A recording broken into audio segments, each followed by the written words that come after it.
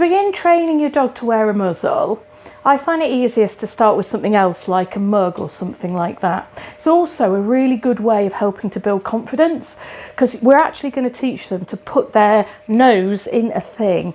And you can still do this with short nose breeds, but obviously they're much more difficult to muzzle.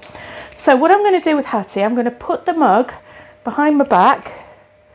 I'm going to bring it out. Yes.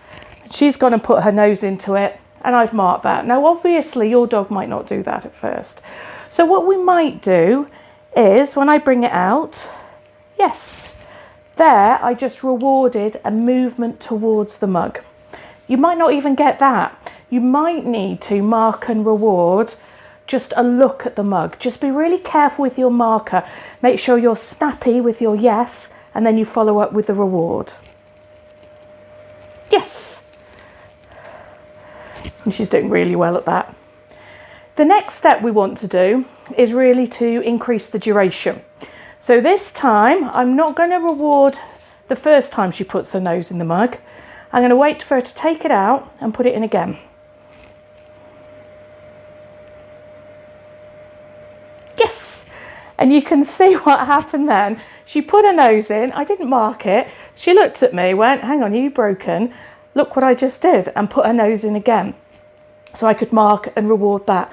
And what you'll find out will happen is that because dogs are pretty efficient, eventually she'll just start to leave her nose there.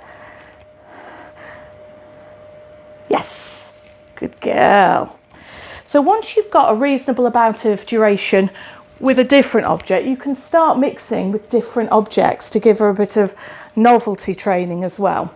So now I'm going to introduce the muzzle itself. So I'm using one of these cage type muzzles. This is a Baskerville muzzle because the dog can pant and it can still drink by when it's wearing one of these.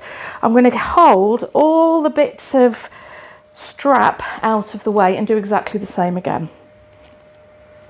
Yes. So what she's doing now is she's actually putting the muzzle on herself.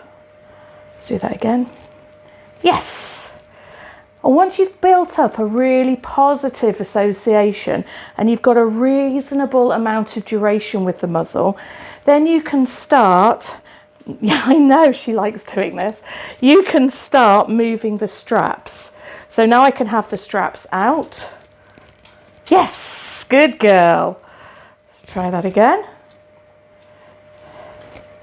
Yes. And she's doing an absolutely super job. Once we've got that, then we can start closing the straps or just bringing them over, marking it, taking it away. So we're just bringing it down to baby steps. We're making it into a game and we're making it fun. So that is a really nice, positive way. You can see how enthusiastic Hattie is to carry on, to train your dog to wear a muzzle.